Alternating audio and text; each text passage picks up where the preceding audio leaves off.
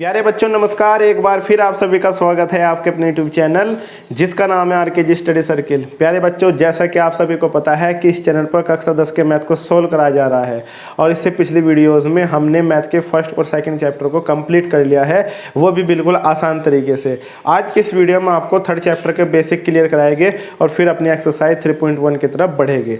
तो चलिए शुरू करते हैं। और अगर वीडियो पसंद आए तो वीडियो को लाइक कीजिए, चैनल को सब्सक्राइब कीजिए। तो देखिए, आपके पास थर्ड चैप्टर है जिसका नाम है दो चरों वाले रैखिक समीकरण युग्म, यानी pair of linear equations in two variables. ठीक है, तो देखिए जान लेते हैं। आपने छोटी क्लास में पढ़ा था कि चर क्या होते हैं और अचर क्या होते हैं। ठीक है, तो बता देते हैं आपको कि बीजगणित, आप गणित का बीजगणित पोर्शन जो है सोल्व कर रहे हैं। तो बीजगणित में चर जो होते हैं आपके x, y, z, ये आपके चर होते हैं जिनके मान बदलते रहते हैं। अचर क्या होते हैं? a, b, c। ठीक है, या फिर आपकी वास्तविक संख्या है। वास्तविक संख्या ये किस किस श्रेणी में आते हैं? ये आते हैं अचर यानी कॉन्स्टेंट्स। ठीक है, अब बताते हैं हम आपको बीजगणितीय व्यंजक क्या होता है, यानी अलजेब्रिक एक्सप्रेशंस। तो देखिए, आपके पास चार अंकगणितीय सक्रियाएं होती है, यानी कि चार अरिथमेटिक ऑपरेशंस होते हैं। प्लस, ठीक है, माइनस, प्लस माइनस, ठीक है, मल्टीप्लाई और आपका डिवाइड। इन चारों के संयोजन से और चर प्लस अचर के संयोजन से हमारा बीजगणितीय व्यंजक बनता है। नहीं समझे? देखिए बीजगणितीय व्यंजक कैसे। भाई मान लो आपके पास 5x + 3 है, तो ये क्या है? बीजगणितीय व्यंजक है। क्यों? क्योंकि इसमें चर भी है, अचर भी है और अरिथमेटिक आपके पास जो ऑपरेशंस है वो भी, यानी कि गणितीय अंकगणितीय सक्रियाएं भी है ऑपरेशन। ठीक है, तो इसलिए हम इसको कह सकते हैं क्या कि ये हमारा बीजगणित व्यंजक है। अब समीकरण क्या होता है? देखिए, जब हम बीजगणितीय व्यंजक के साथ बराबर का चिन्ह लगाते हैं, यानी कि इसके साथ बराबर का चिन्ह आता है। सपोज करो इसके बराबर कुछ भी है, ठीक है, क्वेश्चन में कुछ भी दे के रखेगा, मान लो 1 है, तब ये क्या है? समीकरण है। फिलहाल ये समीकरण नहीं है। ठीक है, समीकरण ये तब कहलाएगी जब इसके बराबर कुछ हो गया, यानी कि इसके साथ बराबर का चिन्ह लगेगा, तो तब ही हम इसको समीकरण यानी कि इक्वेशन के नाम से जानेंगे। पढ़ते हैं एक चर वाले रैखिक समीकरण यानी linear equation in one variable. एक चर देखिए भाई 5x + 3 = 2, ठीक है, और आपके पास 9y + 1 = 6। तो इसमें चर कितना है? 1। यहाँ पे चर कितना है? 1 है। ठीक है, तो ये तो हो गया एक चर वाला रैखिक समीकरण। अब ये इस बात से कैसा पता लगाया जाए कि रैखिक समीकरण क्या है? रैखिक समीकरण क्या होता है? देखिए भाई, आपके पास 5x + 3 = 6, ठीक है, ये है। तो इसमें चर जो है उसकी अधिकतम घात कितनी होनी चाहिए? चर की अधिकतम घात कितनी होनी चाहिए समीकरण में? 1। चर की अधिकतम घात कितनी होनी चाहिए? 1। तब हम बोलते हैं उसको रैखिक समीकरण। अगर घात आपके पास 2 है तो उसको बोलते हैं द्विघात समीकरण। क्या बोलते हैं? द्विघात समीकरण। तो फिलहाल इसको हम बोलेंगे रैखिक समीकरण। अच्छा, चर कितना है इसमें? 1 है। यहाँ भी देखिए 1 है, तो इसलिए हम इसको कहेंगे कि एक चर वाला या एक चर वाले रैखिक समीकरण। ठीक है, चलिए अब हम पढ़ते हैं दो चर वाले रैखिक समीकरण यानी linear equation in two variables. तो देखिए पढ़ाते हैं आपको दो चर वाले। ठीक है, चलिए मैं लिख देता हूँ 5x + 3। दो चर वाले रैखिक समीकरण, इसका जो मानक समीकरण होता है, दो चर वाले रैखिक समीकरण का मानक समीकरण यानी व्यापक या फिर जनरल इक्वेशन क्या होता है? मानक यानी व्यापक। ठीक है, समीकरण ax + by + c = 0। ये आपका दो चर वाला, ठीक है, दो चर वाला रैखिक समीकरण है, क्योंकि इसमें दो चर हैं और उनकी अधिकतम घात कितनी है? 1 है। क्या है? 1 है। तो दो चर वाले रैखिक समीकरण है ये। ठीक है, तो जैसे देखिए उदाहरण दे देता हूं मैं, जैसे 3x + 5, ठीक है, = 2, ठीक है, ax प्लस, वो तो मैंने लिख ही दिया है, ठीक है, 4x + 3y = 9। तो ये दो चर वाले रैखिक समीकरण है। क्या है ये? दो चर वाले रैखिक समीकरण।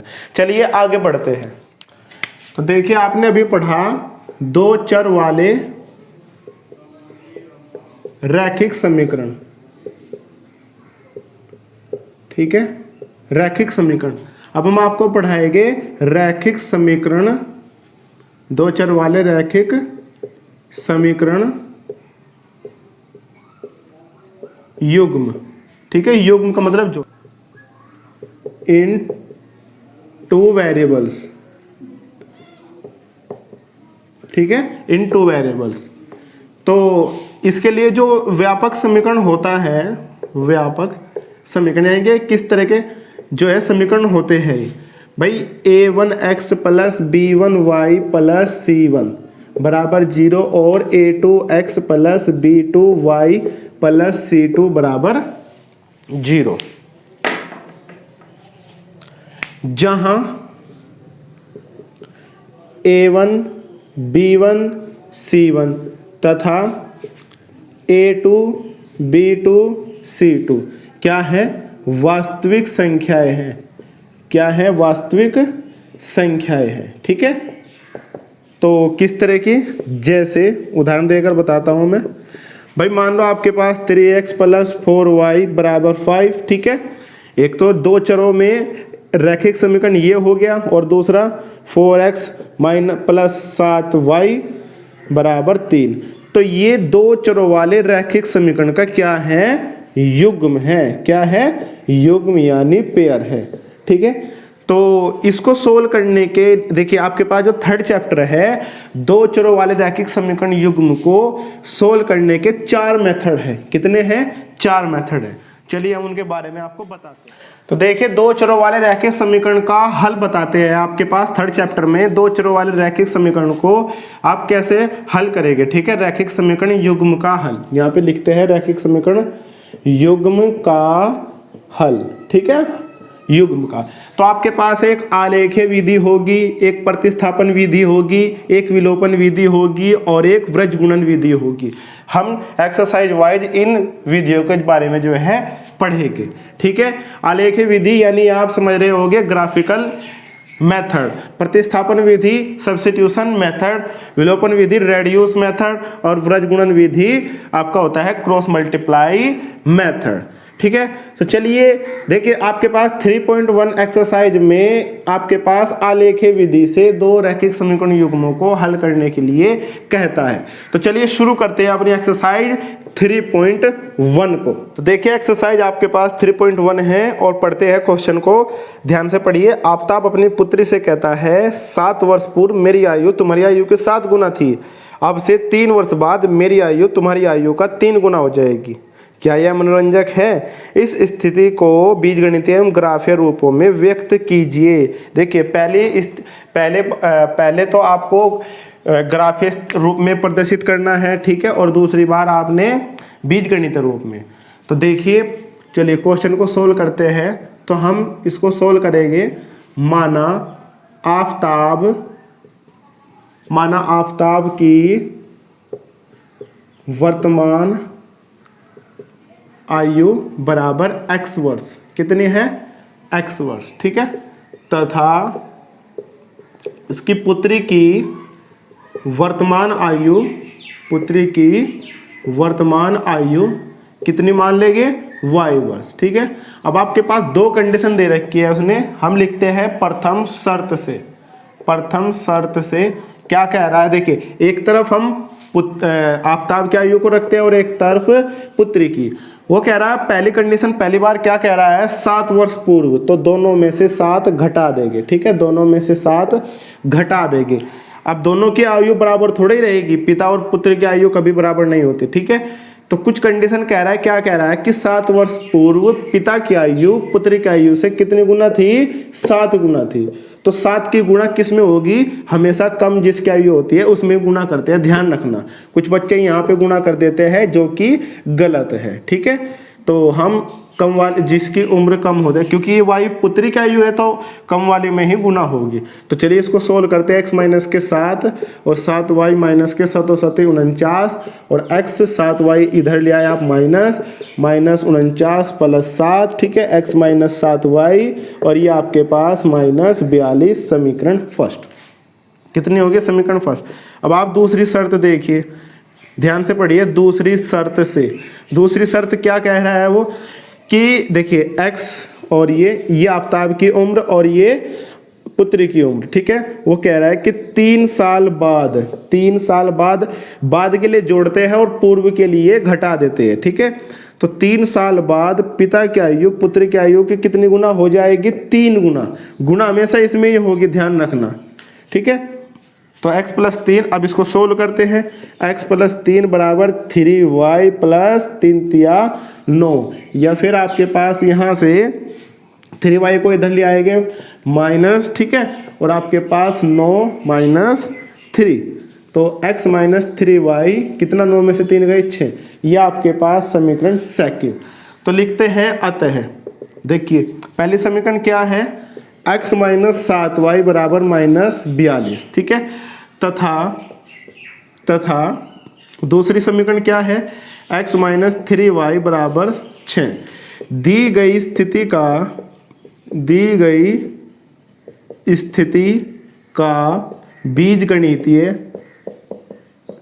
बीजगणितीय रूप है, क्या है, रूप है, ठीक है। तो ये आपके पास जो ये 2 समीकरणें आई, ये क्या है, दी गई स्थिति का बीजगणित रूप है, ठीक है, ये आपका आंसर है। अब क्वेश्चन रह रहा है, ये कह रहा था इस क्वेश्चन के लास्ट में, देखिए कह रहा है कि ग्राफीय रूप में भी प्रदर्शित कीजिए, व्यक्त कीजिए। तो देखिए ये आपकी बीजगणितीय स्थिति पूरी हो चुकी है। अब हम ग्राफीय स्थिति की तरफ चलते हैं। देखिए ग्राफीय रूप के लिए हमने दोनों समीकरणें लिख ली है ये, तो लिखते हैं समीकरण फर्स्ट से, ठीक है, ध्यान से देखते रहिए आप। समीकरण फर्स्ट आपके पास ये है, x माइनस 7y बराबर माइनस 42, तो यहाँ से आपके पास 7y माइनस 42 ये हो जाएगा, ठीक है, 7y को जब उधर लेके जाएंगे। अब इसके लिए हम टेबल बनाते हैं। ग्राफीय रूप के लिए आपके पास दोनों समीकरणों के कम से कम 2 हल होने चाहिए, ध्यान रखना, ठीक है। समीकरण टेबल बनाना बहुत आसान है, x और y। तो देखिए जब हम y बराबर, आप कुछ भी ले सकते हैं अपनी तरफ से, ठीक है, अपनी मर्जी से कुछ भी ले सकते हैं। तो मैं y के स्थान पर 7 लेता हूँ, ठीक है, y के स्थान पर कितने लेता हूँ, 7। तो y के स्थान पर 7 रखिए आप, इसमें कितना हो जाएगा, 49, ठीक है।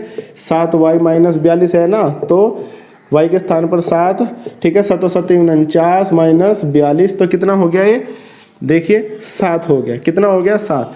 अब आप y के स्थान पर कितना ले लीजिए, 8 ले लीजिए, y के स्थान पर कितना लेंगे, 8 लेते हैं, ठीक है, अपनी मर्जी से कुछ भी ले सकते हैं, ध्यान रखना।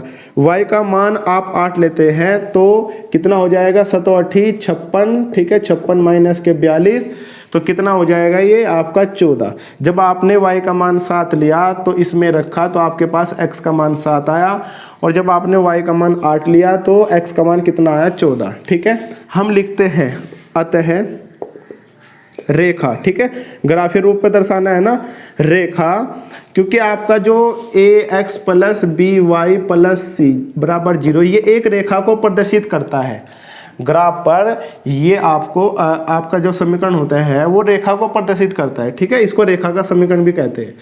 तो रेखा बिंदु, ठीक है, रेखा के बिंदु, ठीक है, रेखा के बिंदु, इसको a मान लेते हैं, ठीक है, 7 कोमा, क्योंकि x कोमा y होता है ना, आपने 9th में पढ़ा था कार्त्य तल में, तो 7 कोमा 7, ठीक है, तथा दूसरे बिंदु को b मान लेते हैं, 14 कोमा 8, 14 कोमा 8 है, ठीक है। अब इसी तरह से उसी समीकरण लिखते हैं, समीकरण सेकंड से। तो देखिए समीकरण सेकंड के आपके पास x माइनस 3y बराबर 6, या x बराबर आपके पास हो जाएगा 3y प्लस 6, 3y इधर जाएगा तो प्लस हो जाएगा, ठीक है। तो देखिए इसके लिए भी टेबल बनाते हैं, तो चलिए टेबल बना लेते हैं, जो कि बहुत आसान है। तो हम कम से कम प्रत्येक समीकरण के हमारे पास 2 हल होने चाहिए ग्राफीय रूप के लिए। तो x y, ठीक है, यहाँ पर x लिखते हैं और यहाँ पर y।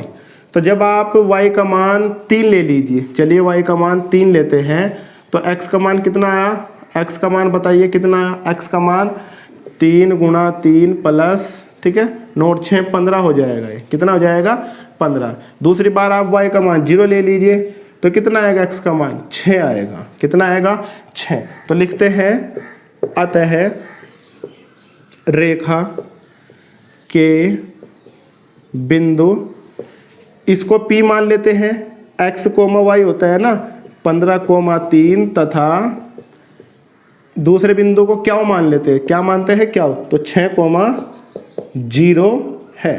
ठीक है, तो आपके पास 2 समीकरणें थी, दोनों समीकरणों के कम से कम 2 हल आ चुके हैं। ठीक है, प्रत्येक समीकरण के कम से कम 2 हल आ चुके हैं। अब हम अपने ग्राफ पर चलते हैं।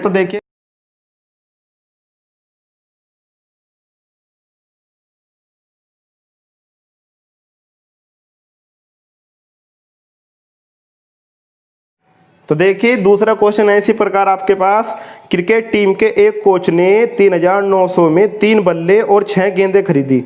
बाद में उसने एक बल्ला और उसी प्रकार की 3 गेंदें 1,300 रुपये में खरीदी। इस स्थिति को बीजगणितीय तथा ज्यामितीय रूप में व्यक्त कीजिए। तो देखिए हम लिखते हैं, माना एक बल्ले का मूल्य, ठीक है, बल्ले का जिक्र दिया हुआ ना पहले, तो माना एक बल्ले का मूल्य, ठीक है, एक बल्ले का मूल्य बराबर x रुपये, ठीक है, x रुपये, तथा एक गेंद का मूल्य, एक गेंद का मूल्य कितना, y मान लेते हैं। ठीक है, y मान लेते हैं। प्रथम शर्त से उसने 2 कंडीशन दी है, प्रथम शर्त से। ठीक है, क्या कह रहा है देखिए, ध्यान से देखिए प्रथम शर्त, चलिए ध्यान से देखिए प्रथम शर्त, 3 बल्ले, देखिए 3 बल्ले, एक बल्ले का मूल्य कितना है x रुपये, और 6 गेंद कितने रुपए में खरीदी उसने, 3900 रुपये में। ध्यान रखना 3 बल्ले, एक बल्ले का जो मूल्य हमने माना है, और 6 गेंद, और एक गेंद का मूल्य हमने माना है, तो कितने रुपए में खरीदी उसने, 3900 रुपये में खरीदी। कितने, चलिए इसको सोल्व कर देते हैं। 3x प्लस के 6y, ठीक है, 3900 रुपये, और आप कॉमन ले सकते हैं इसमें से, आपके पास ये हो जाएगा 3900। ठीक है, ये कैंसिल हो जाएगा 3900, तो 3900 3 बार कैंसिल होकर कितना बचता है, 1300। कितना बचता है, 1300। ये प्रथम स्थिति। ठीक है, दूसरी शर्त से क्या लिखते हैं, दूसरी शर्त से, तो देखिए दूसरी शर्त क्या है, उसी प्रकार के बल्ले, ठीक है, उसी प्रकार का एक बल्ला यानी 1 गुणा x और 3 गेंदे यानी 3 गुणा y, ठीक है, कितने रुपए में खरीदे, 1300 रुपये में। क्वेश्चन को ध्यान से पढ़ेंगे तब हम जो है ये स्टेटमेंट को ध्यान से पढ़ेंगे तब हम ये समीकरण बनाएंगे। तो x प्लस 3y बराबर 1300, कितना हो गया 1300, ये आपके पास समीकरण सेकंड। ठीक है, तो लिखते हैं हम, क्या लिखेंगे, अतः, ठीक है, x प्लस 2y बराबर 1300 तथा x प्लस 3y बराबर 1300। ठीक है, दोनों समीकरण लिख दिया मैंने, x प्लस 2y बराबर 1300 और x प्लस 3y बराबर 1300। दी गई स्थिति का बीजगणितीय, ठीक है, बीजगणितीय रूप है। क्या है, बीजगणितीय रूप है। तो ये आपका आंसर आ गया। अब इसका कौन सा रूप रह गया, कौन सा रूप रह गया, ग्राफीय रूप। कौन सा, ज्यामितीय रूप। ठीक है, ग्राफीय रूप, ज्यामितीय रूप और आलेखीय रूप एक ही होता है। तो चलिए इसके ज्यामितीय रूप को देखते हैं। तो देखिए दूसरे क्वेश्चन का ये ज्यामितीय रूप है। आपने दोनों समीकरणें बना ली थी। ठीक है, ज्यामितीय रूप के लिए दोनों समीकरणें पता होनी चाहिए, तभी हम ज्यामितीय रूप बना सकते हैं। तो लिखते हैं हम, जैसे हमने पिछला क्वेश्चन किया बिल्कुल उसी प्रकार करेंगे समीकरण फर्स्ट से। ठीक है, तो x प्लस 2y बराबर 1300, ये समीकरण फर्स्ट है, x बराबर 1300 माइनस 2y। ठीक है, तो इसके लिए फिर क्या बनाएंगे बताना, टेबल। ठीक है, तो टेबल बनाना जो कि बहुत आसान है। तो चलिए देखते हैं। देखिए x और y, तो देखिए हम y के स्थान पर क्या रख देते हैं, 0 रख देते हैं। जब y के स्थान पर हम 0 रखेंगे तो x का मान 1300 आ जाएगा। कितना आ जाएगा, 1300 आ जाएगा। ठीक है, अब हम y के स्थान पर कितना रखते हैं, कुछ देखिए y के स्थान पर 1300 है ना, ये तो कुछ भी रख दीजिए। तो देखिए y के स्थान पर हम रख देते हैं 650 इसलिए क्योंकि 650 का 2 गुना कितना होता है 1300। तो y के स्थान पर 650 रख देते हैं तो कितना हो जाएगा 0। y के स्थान पर 650 रखे तो 0 हो जाएगा x का मान। ठीक है, तो लिखते हैं हम अतः रेखा x + 2y बराबर 1300। ठीक है, के बिंदु 1300, 0 तथा दूसरे बिंदु को b मान लेते हैं 0, 650 है।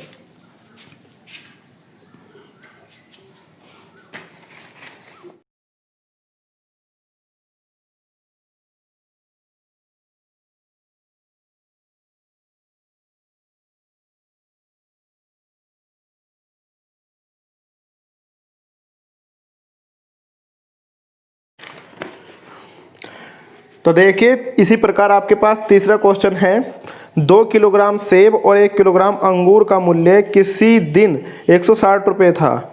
1 महीने बाद 4 किलोग्राम सेब और 2 किलोग्राम अंगूर का मूल्य 300 रुपये हो जाता है। इस स्थिति को बीजगणितीय तथा ज्यामितीय रूप में व्यक्त कीजिए। तो देखिए क्वेश्चन हमने किया है, तो क्या मानते हैं, माना 1 किलोग्राम सेब का मूल्य x रुपये तथा 1 किलोग्राम अंगूर का मूल्य y रुपये। तो पहली बार यानी कि प्रथम शर्त, 2 किलोग्राम सेब और 1 किलोग्राम अंगूर का मूल्य कितना है 160, यानी हमारे पास एक समीकरण बन चुकी है जिसको हमने नाम दिया समीकरण फर्स्ट। दूसरी शर्त क्या कह रहा है, किसी दिन 4 किलोग्राम सेब और 2 किलोग्राम अंगूर का मूल्य 300 रुपये हो जाता है। तो हम ठीक है इसको सोल्व करते हैं, आपके पास 2x + y बराबर 150 आया जो कि समीकरण सेकंड। तो हम कह सकते हैं अतः 2x + y बराबर 160 और 2x + y बराबर 150 दी गई स्थिति का क्या है, बीजगणितीय रूप है। क्या है, बीजगणितीय रूप है। समझ रहे हैं आप ध्यान से। अब हम इसके ज्यामितीय रूप की तरफ चलते हैं। तो क्या करते हैं, ज्यामितीय रूप के लिए दोनों समीकरण लिख लेते हैं और समीकरण फर्स्ट से आपके पास समीकरण फर्स्ट है 2x + y बराबर 160, यानी y जो होगा तो और 2x जब उधर गया तो -2x हो गया। इसी तरह से जैसे हमने पिछले क्वेश्चन में मान निकाले हैं तो हमने x और y के दो मान निकाल लिए हैं, यानी कि समीकरण 2 के लिए समीकरण फर्स्ट यानी कि रेखा 2x + y बराबर 160 के 2 बिंदु निकाल लिए। ठीक है, 20 x का मान 20 रखा तो y का मान 120 प्राप्त हुआ। आप अपनी मर्जी से कुछ भी रख सकते हैं। तो हमने पहले समीकरण के 2 बिंदु निकाल लिए हैं, अब हम दूसरे समीकरण के 2 बिंदु निकाल लेंगे और फिर अपने ग्राफ पर चलेंगे। फिर हम इन दोनों समीकरणों का ग्राफ बनाएंगे यानी कि ज्यामितीय रूप बनाएंगे। तो देखिए आपने पहली समीकरण से तो आपने ये 2 बिंदु निकाल लिए हैं, ठीक है, 20, 120, 60 और 40। अब दूसरी समीकरण से आपने ये बिंदु निकाले हमने, ठीक है। तो देखिए आपके पास दूसरी समीकरण क्या थी, 2x + y बराबर 150, यानी y जो का तो 2x को जब इधर लेते गए तो आपके पास ये रूप आ गया, y बराबर 150 - 2x। आपने जब x का मान 20 रखा, आप अपनी मर्जी से कुछ भी रख सकते हैं, ठीक है। जब x का मान 20 रखा तो y का मान कितना आ गया 110, और जब x का मान 50 रखा तो y का मान कितना आ गया 50। अतः आपके पास जो दूसरी रेखा थी उसके बिंदु हमारे पास हमने p और q मान लिया, 20, 110, 50, 50। ठीक है, अब हम चलते हैं अपने ग्राफ पेज की तरफ, वहां पर हम इसका ग्राफ बनाएंगे।